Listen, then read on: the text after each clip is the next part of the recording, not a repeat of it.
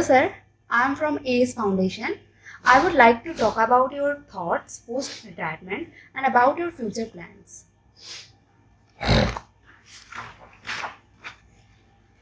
You retired from the army after 35 years of service, of serving the nation. So, what made you start an ecom site and also group for motivational speaking called Fearless Reader? What makes you stay motivated to start this venture post retirement? Starting any startup needs motivation, and then motivation is in the mind. Retirement is again just a state of mind, I'll say. Like they say, doctors don't retire because every other service has an age, so you got to retire. So I thought after retirement from the services where I served for about 35 years, let's do something different. Let's do something for the world. Like the ecom site I have started is basically for helping the needy artisans of our state from West Bengal, because there is something called the Gram Bangla, and which are the artisans are reasonably poor. They need help. I've got an NGO, Uma Dean Foundation, from which I thought that I must do something like you must leave a footprint on this earth when you leave. You live only once and you must live it in style and do something good that people remember you. So doing something for the needy and for the people, for this world has been my basic motivation. And then like I said, motivation is a state of mind. To stay motivated, you have to think, you have to do something different. And then the cause has to be there. Motivation always needs a cause. Why do you study? Why are you with this foundation? Because it must be giving you something good. You must be getting that professional satisfaction. That feel good factor is there. So that is what is pushing you. So, and doing something for this world, for the people around you, because everybody makes a little change. And you should be one of the contributors for that factor, for the change factor. If you can contribute, because like a drop of water has got no strength, but when it comes down and mixes with the ocean by the river or through the river, it has got so much of power. You feel scared to get drowned in an ocean. So when all these thoughts come together, they build up. And then when everybody thinks in these positive manners, like for motivation, you need to have positive thoughts. Your attitude has to be positive. You must have team spirit in you. Because unless you have team spirit, you cannot work or do something singularly. Like in Fearless Leaders, we are a team of 4. We have thought of getting together, curating workshops and modules so that we can help people in the various fields of life, from colleges, schools, the corporates, to learn something or the knowledge that we have, to dissipate it amongst them so that they learn our teachings. Because, like you know, the more you share your knowledge, it doesn't demonize like your money in the bank, it grows. The more you read, your horizons increase. If I give out knowledge, you see the great mystics, the sadhus, or the learned people, they talk, they give out their knowledge, and it enhances their intelligence, their brilliance, and their aura spreads. So basically, post retirement, I thought of doing it because retirement, like I said, is just a figure, a thought. If I want to feel retired at the age of 25, nobody can stop me. I'm retired. I can lie down and have a gala time. If I want, I can still work on at the age of 70. You see Joe Biden. He's become the president of the strongest country in the world at the age of 77. while his erstwhile boss, Barack Obama, who was the president at the age of 47, difference of 30 years, but that just gentleman thought that yes, he must take on, do his responsibilities to his country. So just see the level of motivation this gentleman has. So, and then motivation also makes you feel successful. But then the success should not go into your head. You should not feel heady about it. That question of arrogance and ego should not come in. Stay motivated to do something good, to succeed in life, to move up, but with no arrogance, and ego should go GO. So these are basically some of the factors that I thought, let us do something different. I've been doing the same kind of job for 35 years, serve the nation, yes. Now let's serve the people also in a different way. Okay. So this is basically my motivation. So you just told about your NGO, Uma Dream Foundation. So this ecom site hold webinars, travel for guest lectures. Where do you get energy? And is energy flowing and effervescent? Energy is contagious. Like if I start smiling in a crowd, if I smile, you will smile. The audience will smile. But if you've got a grumpy look, it will spread around you. Like this, a smile goes a mile. It's the longest word in English. It's got a mile in it, MILE. The same way, energy, like in physics, basically energy has come from the scientific factors. Just think energy moves in physical terms, in physics terms I'll say, with the speed of light. Energy is the fastest thing that can move. Electrons, they spread the energy, if you are a science student. So I'll say energy spreads around, and energy comes from a lot of factors. Motivation is one, communication skill is one, team spirit is another thing, innovativeness, everything gets you together and energizes you. And if you are doing something for a positive cause, the energy levels go up. There are quantum jumps in your energy level. And you yourself feel nice about it. You tend to get satisfaction. And when you have inner satisfaction, the thing coming from within, you automatically feel to do better, do something different. You tend to get involved and committed. And the more committed you get, your energy levels keep rising. And as it keeps rising, if you are a good leader, it will spread onto your environment, onto your colleagues, onto your teammates who are around you. So, energy is basically not a stagnant factor. It spreads like the light. Light is also an energy. Mechanical energy, everything transforms. Transform energy is never dying, like it's said in science. It transforms from one person to the other. It transforms from one form to the other. So same way, even human energy flows from one person to the other. It may be in Shantanu, it may be in Aditi, or it may be in somebody else. It moves from one to the other. It spreads around. So energy is basically ever flowing. And more energetic you are, your environment becomes energetic. And it leads you towards a better world, better community. What do you think is success and how can you release the genius in you? Success is basically, again, what you think about yourself is success. If you are over ambitious or if you want to achieve something which is beyond your capabilities, you will tend to get burnt out. You will tend to get stressed out. I'll just tell you a small story.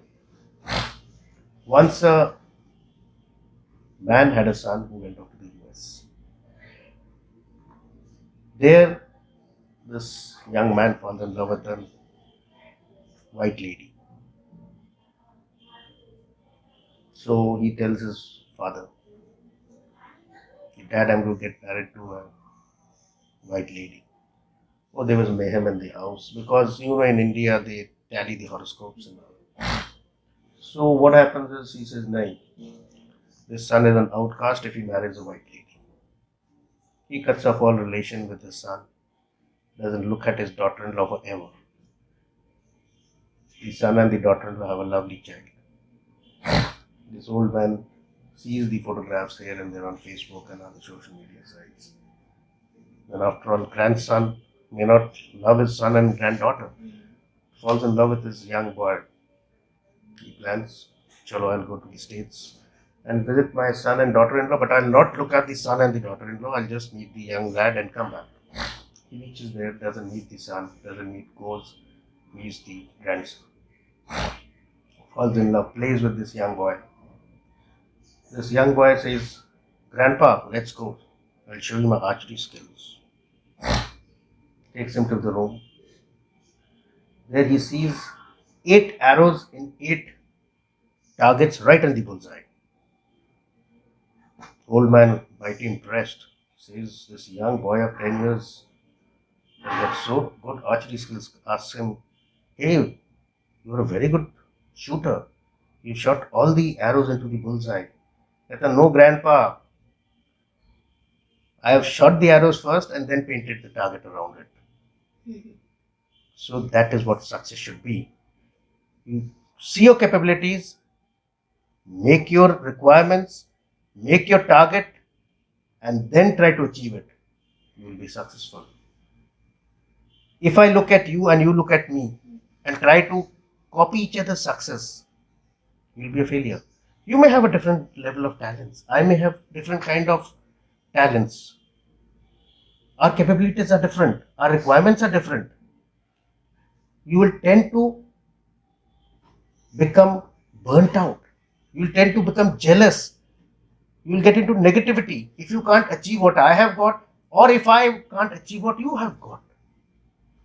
So we should not look at other success and make it relative. Success should come from within yourself.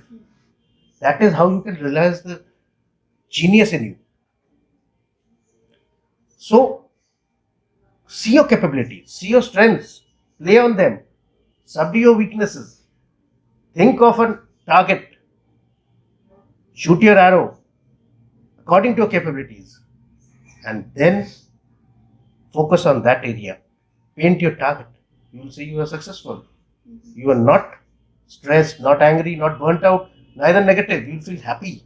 You will be satisfied with what you have achieved. So success is again as per your capabilities and requirements. Do not overstretch. You and me are short people. If you try to play basketball, no. Try to handle table tennis. You will be an expert. If you may have speed, try being a sprinter. So you will have to work on them, analyze your capabilities, and then make your focus. Like in our times, everybody was either a doctor or an engineer. And most of them were not happy. The children were not happy. Parents made them doctors and engineers. But today there are so many scopes. Even playing sports makes you rich, makes you successful. Look at Virat Kohli, look at Ajinkya Pandey, look at anybody. They're top of the world. They're celebrities. But in our time, if you're playing, you're a duffer. But today it's not that. It's another field. Even fashion designing, tailoring, जिसको हम दर्जी कहते थे. The people call it fashion designing and it is a field by itself. People like Ritu Beria and JJ Valia have excelled. They're on top of the world.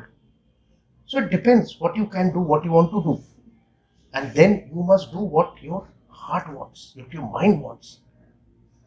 Follow your mind and give your best. So that is when you become successful and release the genius in you. Do what your heart and mind wants. So that is what.